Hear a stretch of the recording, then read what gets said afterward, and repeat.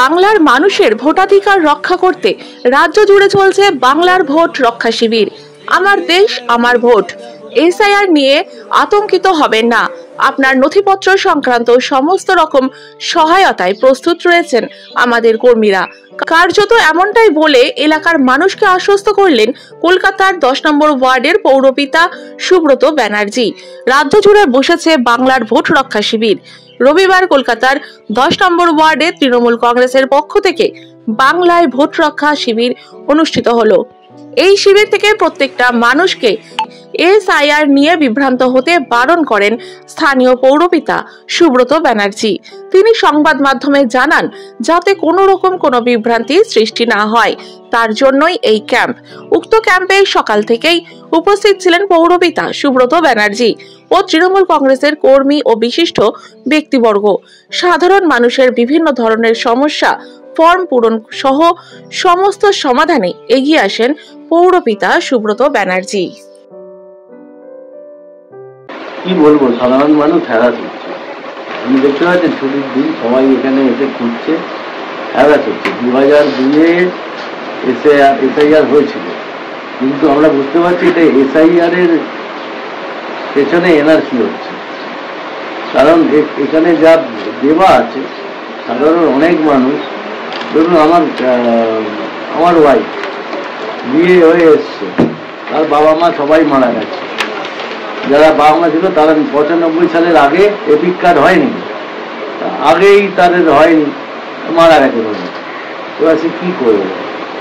এ চলে যাবে না দেশে থাকবে, নাগরিক হবে না, নাগরিক করবে। যাই হোক, আমরা চেষ্টা করছি অনেক। আর বিজেপি এটা করেছে, কিন্তু বিজেপির একটা লোককে দেখুন তো রাস্তায় আছে কিনা। কি করবো? কারণ আমরা সাধারণ মানুষের সঙ্গে থাকি, তো তারা মানুষের সঙ্গে থাকে না। তারা মানুষকে একটা যন্ত্রণার মধ্যে ফেলে দিল। অশিক্ষিত লোক বেশি, যে স্লাম এরিয়াগুলো আছে তার মধ্যে যারা আছে দিন আনে দিন খায় লোক, তাদেরকে এই কাগজ সেই কাগজ তাই কাগজ, বাবার আনো। ওয়াইফের যে বিয়ে করে এসছে হয়তো 40 বছর আগে, তাকে বলছে তার বাবার আনো। কোথা থেকে আনো?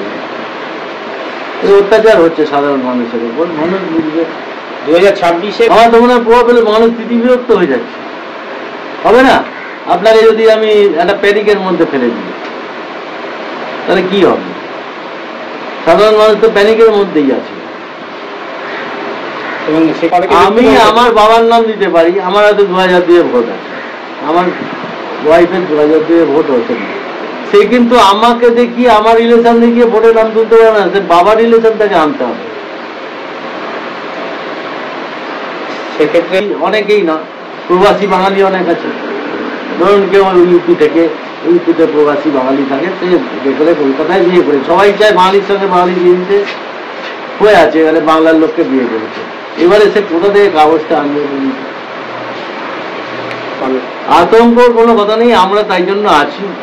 আমার এই ওয়ার্ডটায় 3টে অফিস কাজ করছে, একটা এদিকে শামপুর সিটে, একটা বাগড়ার, একটা এদিকে ইলেকট্রনিক্সের দিকে, তো আরও বসছে, মানে বস্তি অঞ্চলগুলো, স্লাম এরিয়াগুলো, তরুণ যে অঞ্চলগুলো আছে সেগুলোতে আমরা যতটা পারি চেষ্টা করছি।